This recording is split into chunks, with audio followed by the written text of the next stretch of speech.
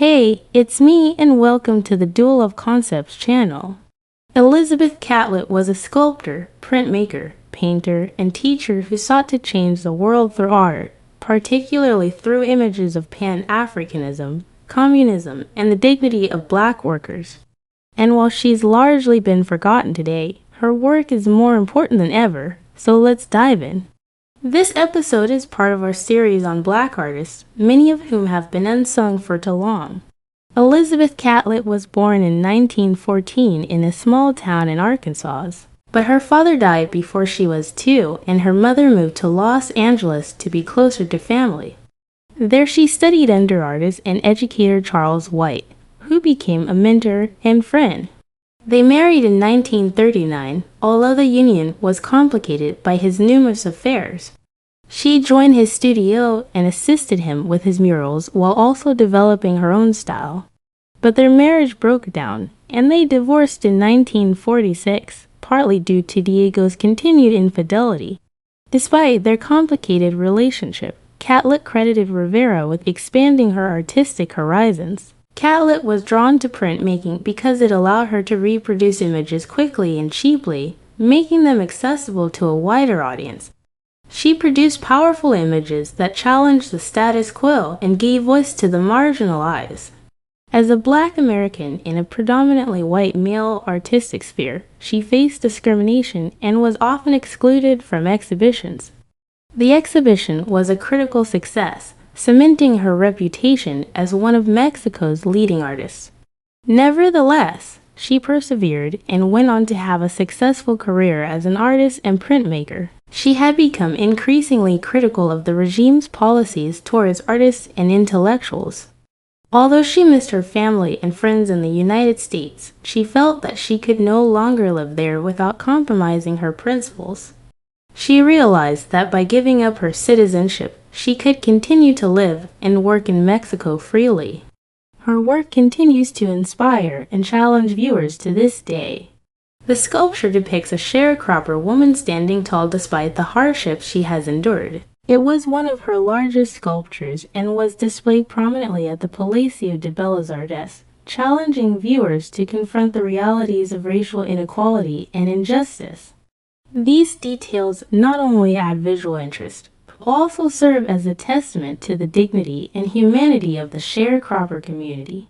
In response, the government began to restrict her movements and impose strict censorship on her work. Bronze is a material traditionally associated with power and authority, often used to create monumental works of art that celebrate the achievements of great leaders or historical events. By choosing this material, Catlett elevates the sharecropper woman to a place of honor, recognizing her central role in our history and society. Well, in a world that often values individualism over community, Catlett's work serves as a reminder of the interconnectedness of all people. Her sculptures and prints celebrate the shared humanity that binds us together, regardless of our race, gender, or social status. It reminds us of the power of art to inspire social change and the importance of using our voices to advocate for a better world. Her life and work serve as an inspiration to artists and activists alike, reminding us that art has the power to change the world. The sharecropper woman's head is held high, her chin tilted slightly upward, suggesting strength and resilience in the face of adversity. It challenges us to confront the uncomfortable realities of our past and present, and to work towards a more inclusive and compassionate future. Standing over 7 feet tall, it is a commanding presence that demands attention and respect. The imposing height of the sharecropper woman serves as a reminder of the strength and resilience of those who have faced and continue to face systemic racism and economic injustice. Her body is adorned with symbols and textures that speak to her identity and heritage. You can also check out our website for more information on this artist and others. We'd like to thank our supporters for making this episode possible.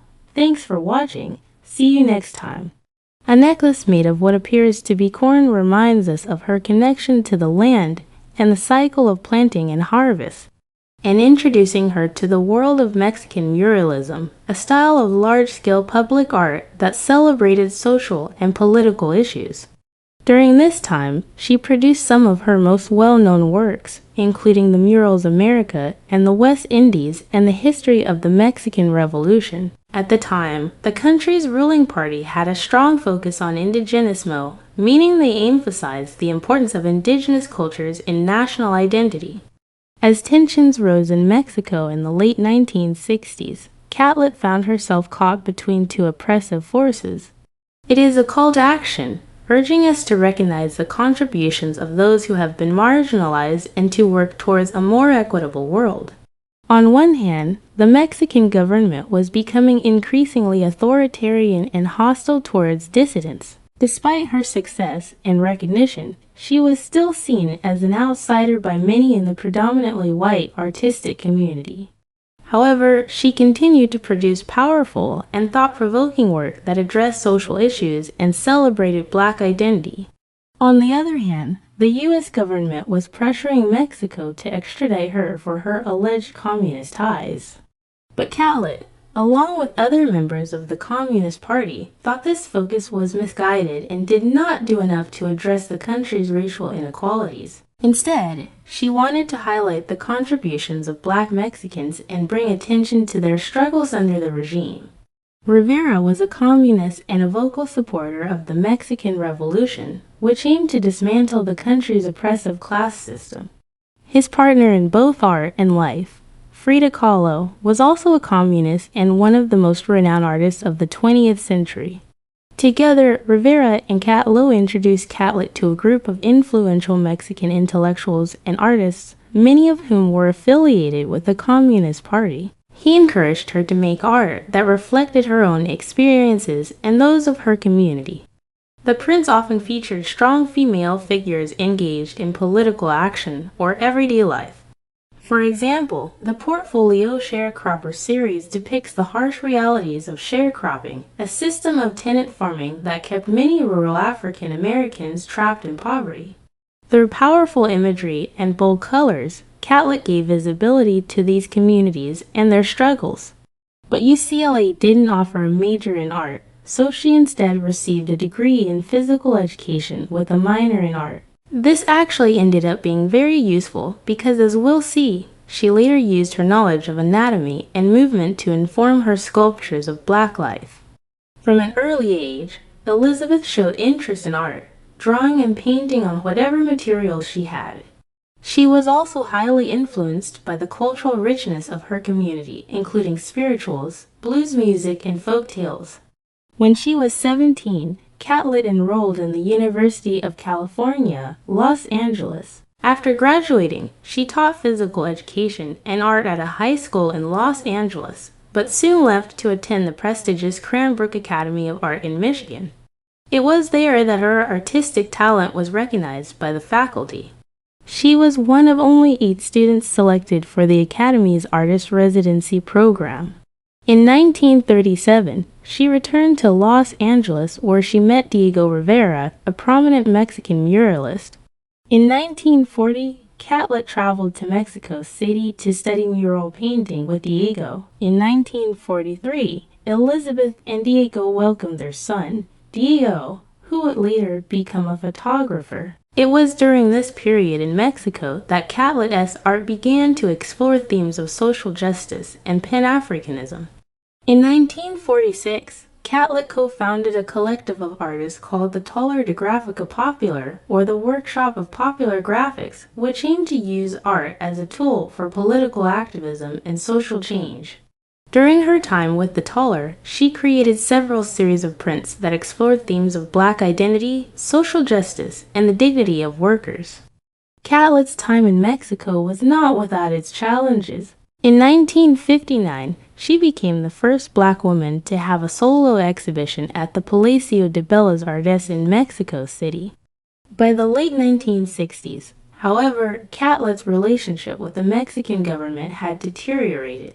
Adding to these tensions, in 1968, the U.S. government placed her under surveillance for her political associations. In 1970, Catlett decided to renounce her U.S. citizenship to avoid extradition.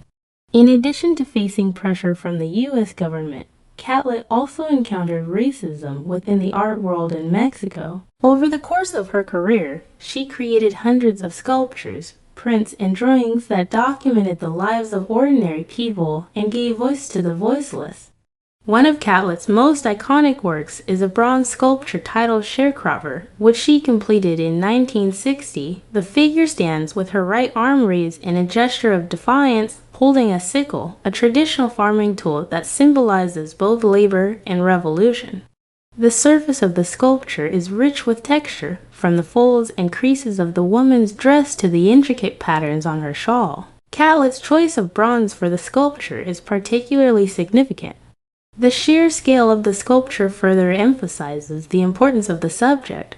Catlett's sculpture is not just a work of art, it is a powerful statement about the importance of social justice and the dignity of all people.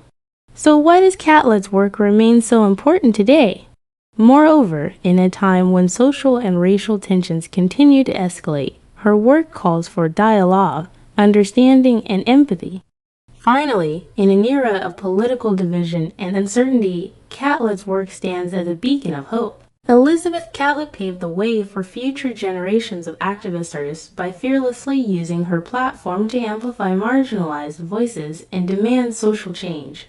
If you like this video, please like it, subscribe to our channel, and leave a comment.